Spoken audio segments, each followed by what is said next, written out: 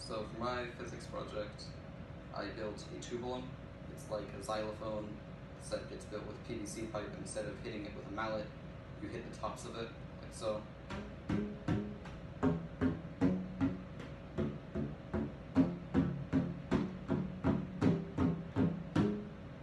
And because each pipe is a different length, they make higher and lower pitches based on the lowest length one, which is the highest note up here, and the lowest length one, which is the lowest note down here. Using that, you can play a tune like Hot Cross Buns.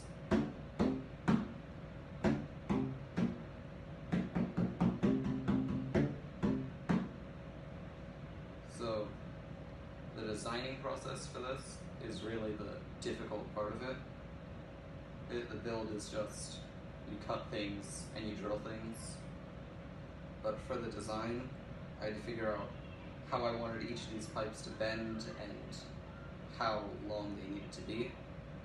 For length, I just calculated looking up the frequency for a note and looking up its wavelength and using that as if it were the first harmonic in a closed-ended tube to calculate it as you're listening for the first harmonic as its bass note, and you're covering up the tube when you hit it, so it's closed on one end and open on the other.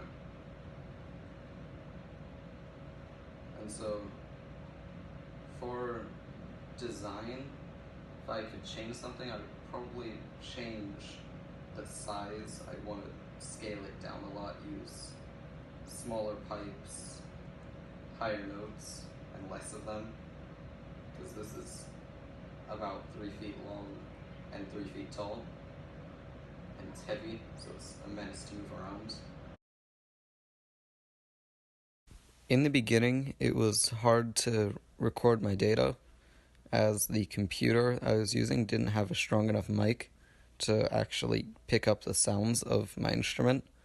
But once I switched to a different computer that had a better microphone, the recordings went better. And you can see here, although the waves don't look like perfect sine waves, it still looks like a repeated pattern, and so it works.